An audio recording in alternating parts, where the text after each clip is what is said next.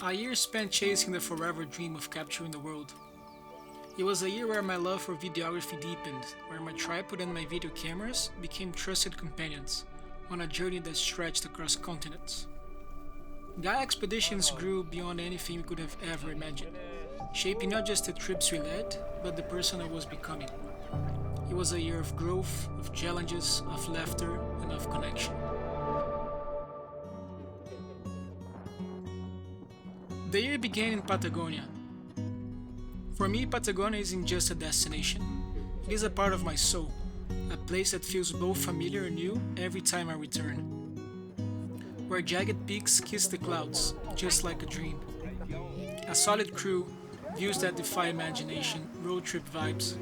Just can't beat that feeling.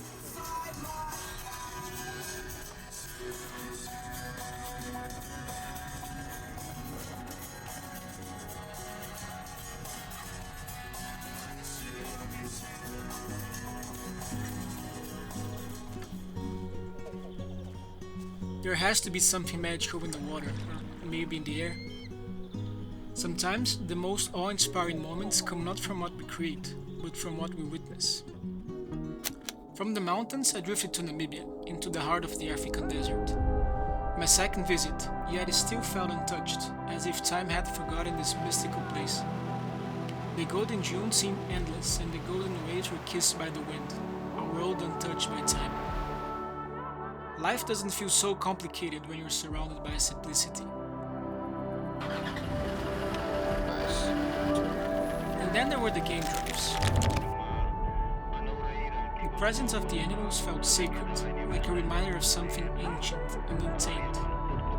Words can't describe the feeling of being face to face with them in their natural habitat.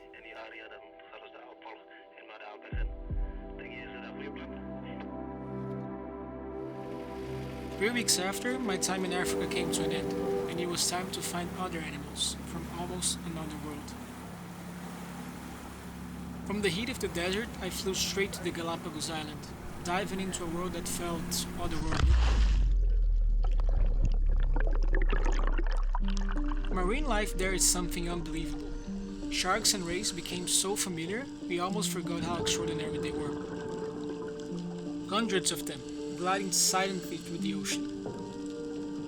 The strong currents, cold water, and bad visibility made it a challenging dive. But it's worth every second, especially when you're diving with family. There's something very humbling about being surrounded by these creatures. A reminder we're just visitors in their own world. Then came Bolivia. You often hear me saying this about every place I visit, but Bolivia might truly be my favorite. The landscapes are otherworldly, the kind that makes you question reality. But what I love the most is the remoteness. Once you set foot in the highlands, you feel as though you've stepped onto another planet. Guys are hissing like ancient whispers, guanacos and llamas roaming free, lagoons painted by minerals, volcanoes towering in silence. It's in places like this that you understand. True adventure starts where the road ends. From 4,000 meters above sea level, a breath of fresh air was much needed. It was time to explore the underwater world again. Now, living in a dive boat in the Komodo Islands for a week. I completed my 150th dive and fell in love with the smallest details. With a new housing, nothing could stop me. Macro life, vibrant reefs, creatures both massive and minute. In the stillness of the ocean, everything feels clear. Life stops. No noise, no hurry, just the pure rhythm of life, exactly as it's meant to be.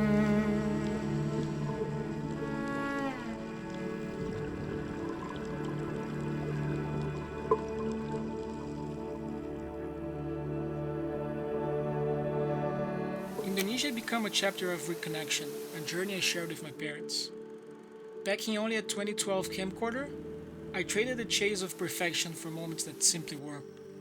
No chasing sunrises and sunsets, just enjoying our time together. Empty hard drive, but a heart full of memories. Before heading to the Arctic, there was one more stop, Lençóis Maranhenses in Brazil. This is basically my backyard right now, even to the point where I can name the different dunes and lagoons.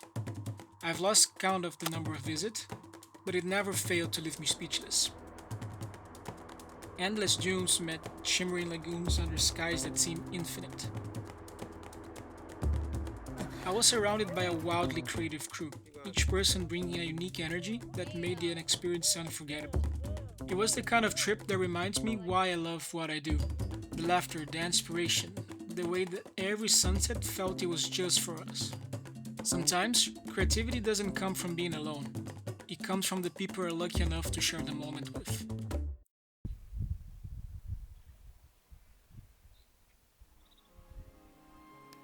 And then, Greenland. For years I had dreamed of this place, imagining its icy vastness and mythical beauty. I've built it up so much, I was worried it couldn't live up to the expectations. But it was everything I hoped for and more. I stood on the edge of a fjord, camera in hand, watching as icebergs drifted in silence that wasn't empty, but alive, full of life, full of stories I'll never fully understand. Greenland was raw, humbly, and deeply personal. A dream realized in the most extraordinary way.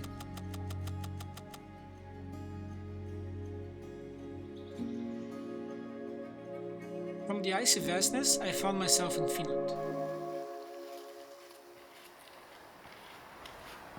I spent days in a tiny hut deep in the Finnish wilderness, waiting and watching.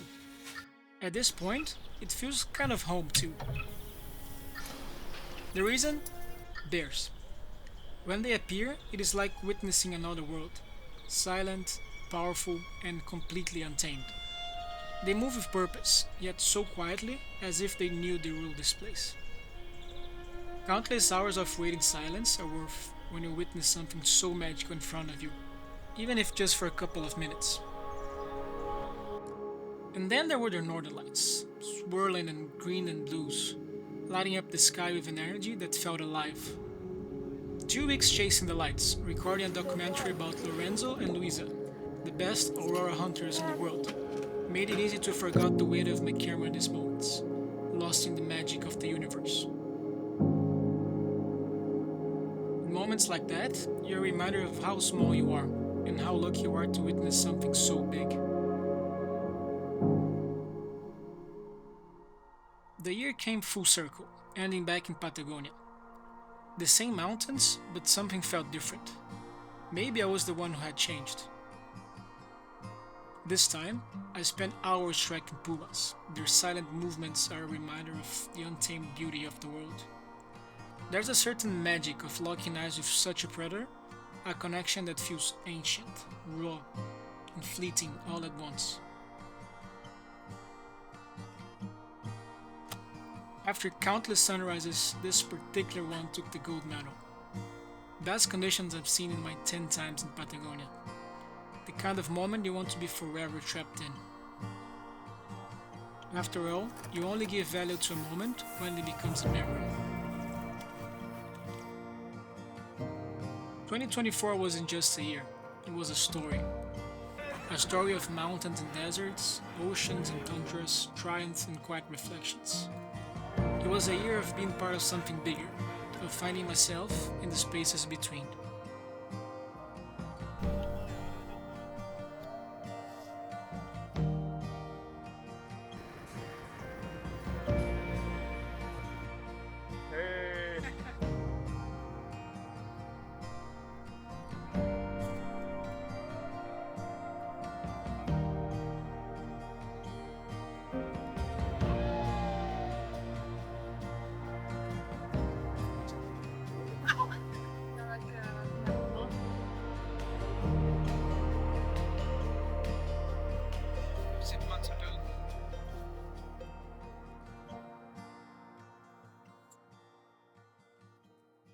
Good to go. Thank you so much if you made this far into the video. I hope you have enjoyed this 2024 recap as much as I did. It was not an easy challenge to condense all of those 11 terabytes of footage from many adventures around the world. into 10 minutes, but I'm very happy with the results and I hope that you are as well. And well, again, thank you very much for sticking around this long. It's 2025 already, and I'm in beautiful New Zealand. It's my second trip of the year. We're kicking off an expedition next week here. And then, yeah, it's going to be a big year as well. A lot of things coming, a lot of projects, a lot of adventures. And I cannot wait to share with all of you. And again, thank you very much and see you next time.